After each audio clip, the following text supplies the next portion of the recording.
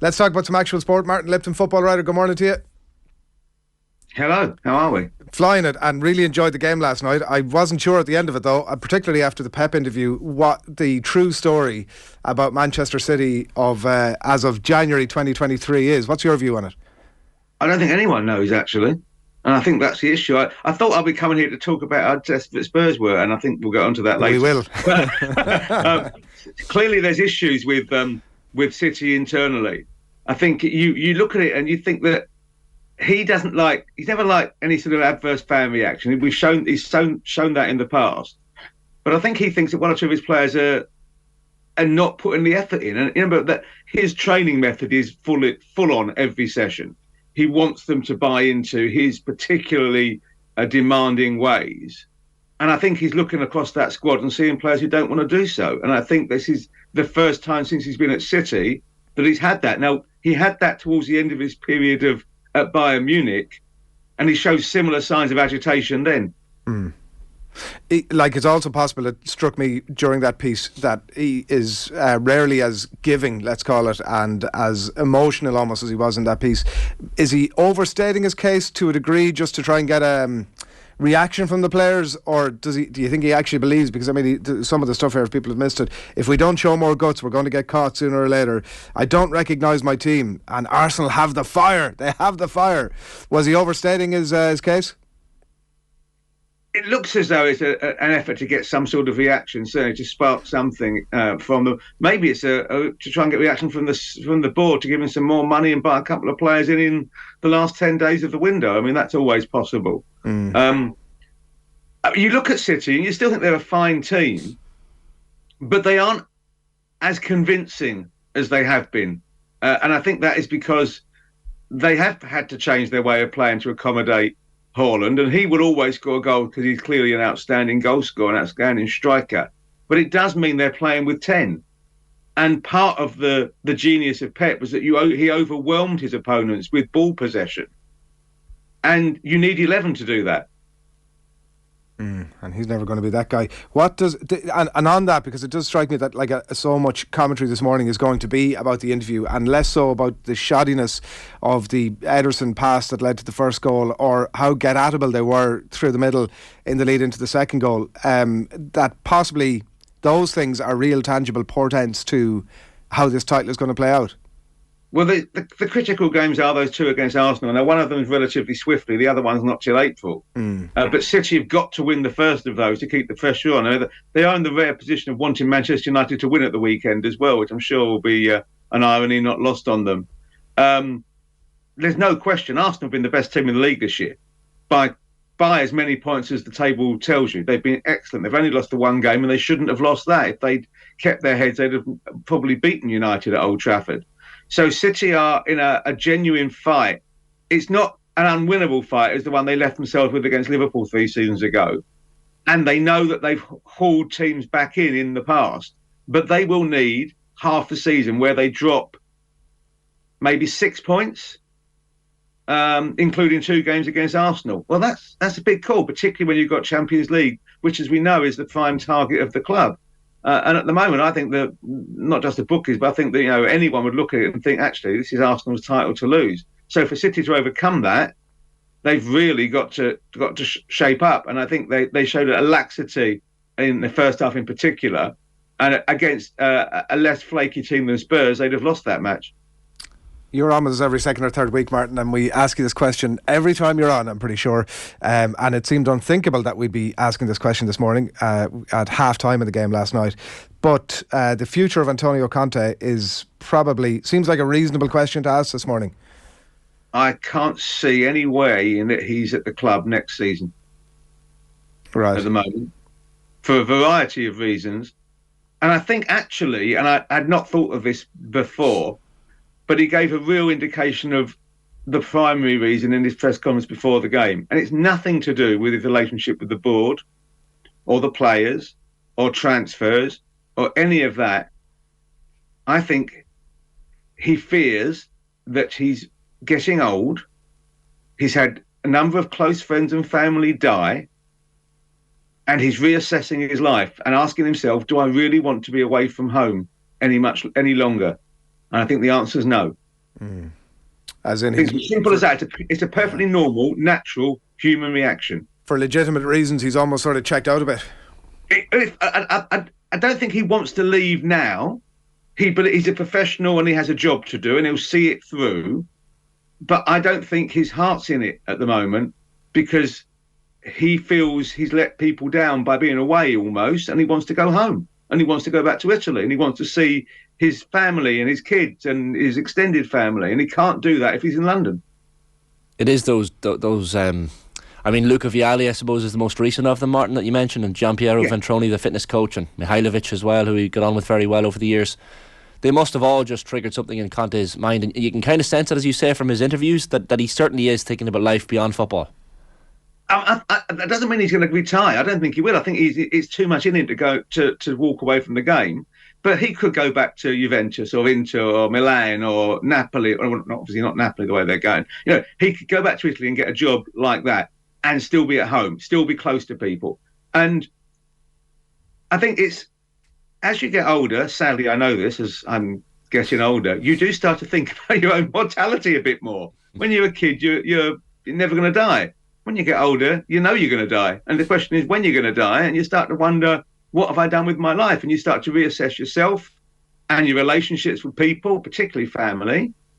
And unfortunately, this year has brought... I might be entirely wrong. This is completely my reading of watching from remote press conferences. So I might be entirely wrong, but I read it.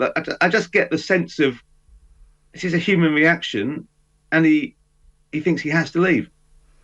Is this season and the way it's playing out most especially galling for Tottenham fans, given that the fact that they've finished ahead of Arsenal, mostly, particularly recently, not by much, for each of the last 6 seasons, and the gap is now a chasm at the top for Arsenal. Is that another factor for Tottenham fans' frustration at the minute with a Conte or with the board or whoever else?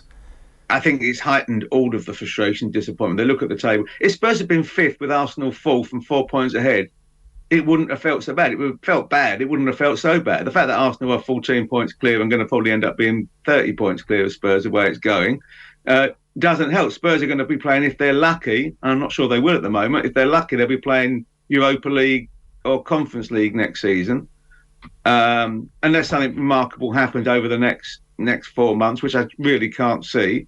And it feels like the club's in freefall. I don't think it actually is in freefall. It just feels like it. The basics of the club, the economics of the club, are solid and sound. And if you're going to ask me next, and I'm sure you will, and the answer is Maurizio Pochettino returning in the summer. I think it's almost, if Conte goes, Pochettino will be invited back in. I presume that whoever that is, the first question is, how much money have I got to replace my goalkeeper and most of the defence? Well, they've got the money. They've got a lot of money. The question is whether they want to spend it or not. Their revenues this season will be, I think, somewhere in the region of £500 million, which allows them to spend 450 million if they wanted to on players and wages and meet the UEFA criteria. They haven't lost a huge amount of money. They're in a position where they can certainly spend. Is there a willingness to do so? If you are looking to sell the club and maximise its value, which I think is clearly what the leadership, the ownership at some point want to do, you have to be able to offer Champions League football. The way you offer Champions League football is to have Champions League players. Spurs have still got the 6th highest wage bill.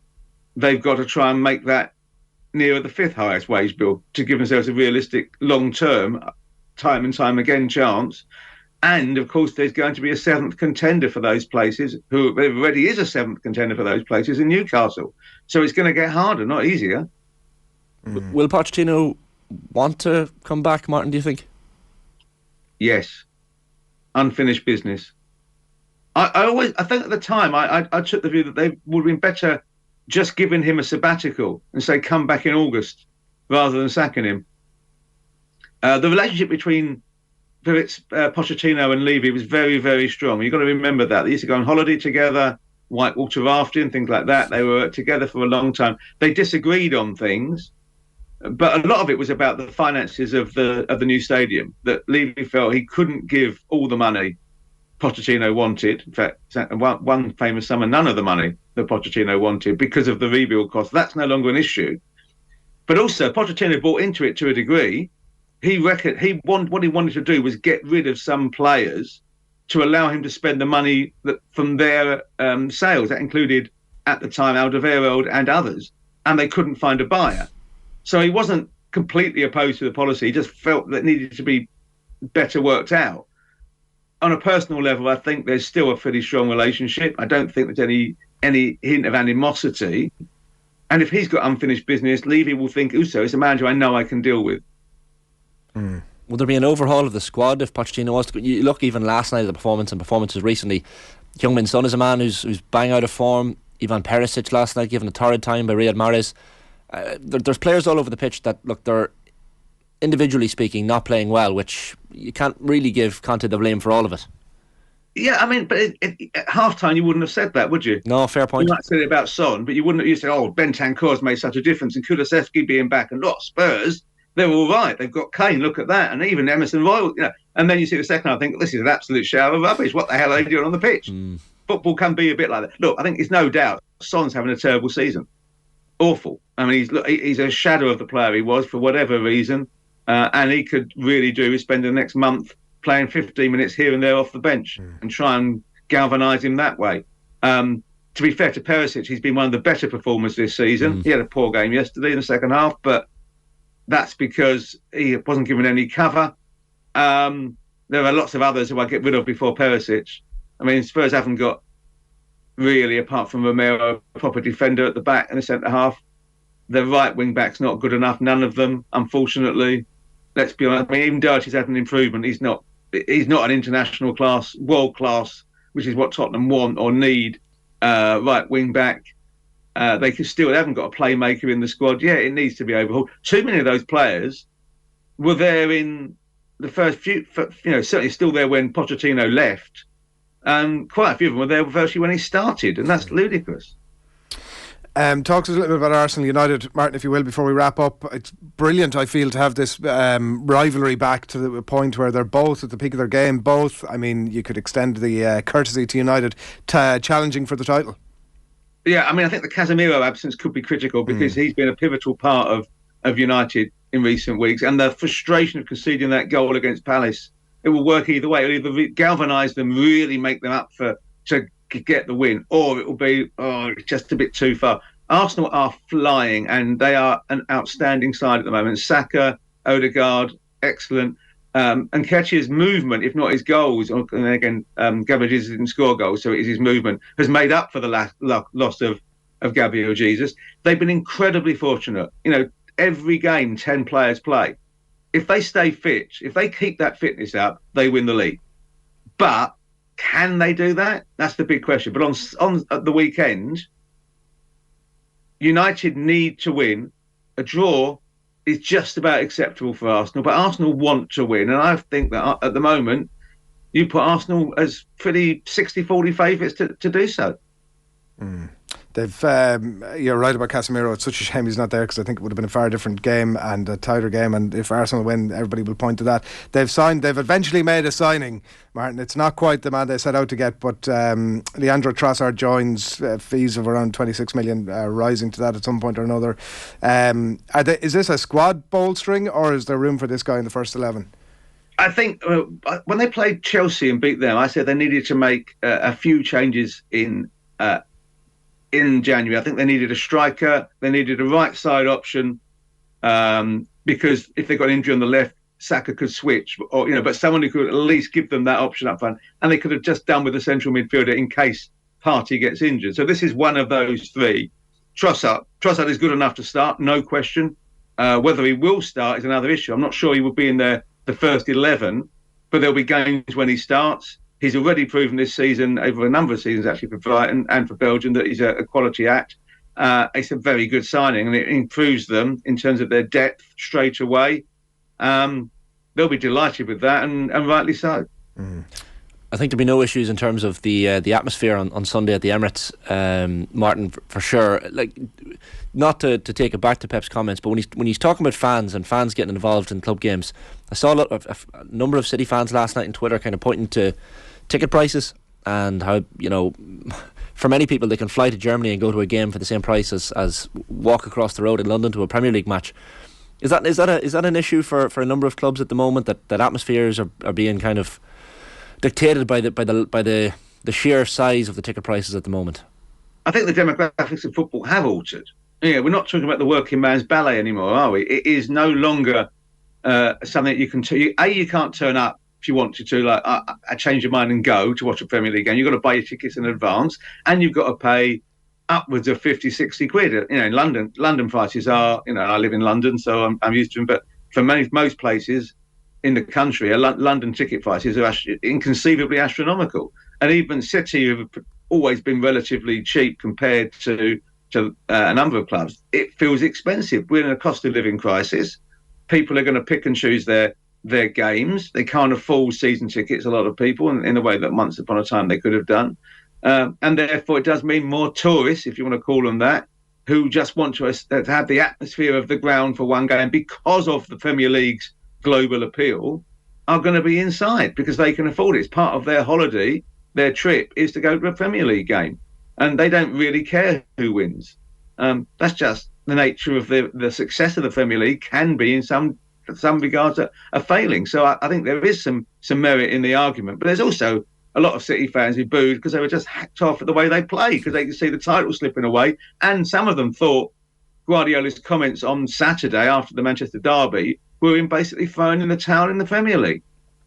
This last one is not a topic to touch on briefly, but if you can, and we'll come back to it again in more deep conversation, I'm sure, down the track. But I listened to the Jim White interview in TalkSport with John Yems yesterday afternoon with my jaw on the ground, I must say.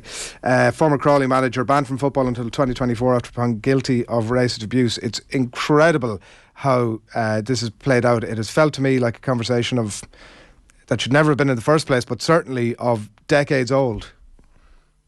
It's horrific to realise that despite the meteor that struck the planet 70-odd million years ago, dinosaurs still walk amongst us.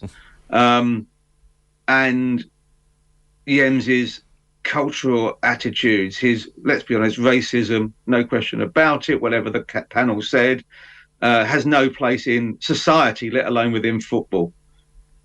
I'm not sure of the wisdom of giving him a platform yesterday, but in the end, what it served to do was prove everything the FA are saying, that they want this decision to be reassessed, to be toughened and strengthened and added to, because it is clearly insufficient. They don't believe that this is Wembley, don't believe that they can formally demand the changes of the wording of the reading, because it was the ruling, because it's an independent panel, including a QC, including Tony Agana, the former Sheffield United striker. But the only thing I can say that's a positive is that I cannot see any way in which John Yems is ever appointed or given a post by a football club ever again. And that's a good thing. Other than that, it's been a pretty depressing, reprehensible few days. Listen to that interview. I'm not sure that he fully agrees. Remarkably, Curtis Fleming was incredibly giving and good on the topic as well. You can check that out on our YouTube channel. Martin Lipton, The Sun, thanks a million. Thanks a lot. Take care.